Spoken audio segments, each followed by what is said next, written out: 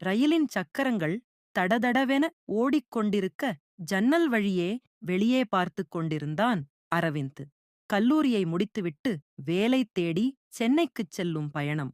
பக்கத்து இருக்கையில் அமர்ந்திருந்த ஒரு பெண்மணியின் மனம் அவனைக் கவர்ந்தது. 40 வயது மதிக்கத்தக்க அவர் சாந்தமான முகத்துடன் அமர்ந்திருந்தார். கண்கள் ஒருவித சோகத்தையும் அதே சமயம் ஆழ்ந்த அன்பையும் வெளிப்படுத்தியது. "உங்க பேர் என்ன தம்பி?" என்று அன்புடன் கேட்டார். அரவிந்த் திரும்பிப் பார்த்து, "அரவிந்த் அக்கா" என்றான். அந்தப் பெண்மணி மெல்ல சிரித்தார்.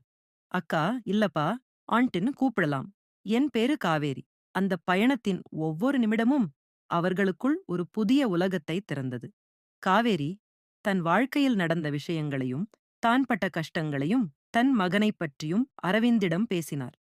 அரவிந்த் தன் கனவுகளையும் லட்சியங்களையும் அவரிடம் பகிர்ந்து கொண்டான். அவர்கள் பேசியது வெறும் வார்த்தைகள் மட்டுமல்ல, அது 2 தனிமையான இதயங்களின் சங்கமம். ரயிலின் கடைசி நிலையம் வந்தது. அரவிந்த் இறங்க வேண்டிய நேரம். "காவேரி, பத்திரமா போயிட்டு வாப்பா.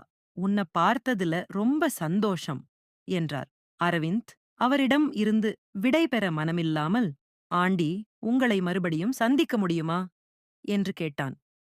காவேரி ஒரு புன்னகையுடன், "நிச்சயமாகப்பா. அன்புக்கு வயது கிடையாது. நீ எங்கிருந்தாலும், என்ன நடந்தாலும், உன் வாழ்க்கையில அன்புதான் முக்கியம்" என்றார். அரவிந்த் ரயில் நிலையத்தை விட்டு வெளியே வந்தான். ஆனால் காவேரியின் வார்த்தைகளும் அன்பான புன்னகையும் அவன் இதயத்தில் நிரந்தரமாக தங்கிவிட்டன. அந்த ஒரு நாள் ரயில் பயணம் அவன் வாழ்க்கையின் திசையையே மாற்றியது. அவன் வேலை தேட மட்டுமல்ல, அன்பின் புதிய அர்த்தத்தையும் தேடிச் சென்றான்.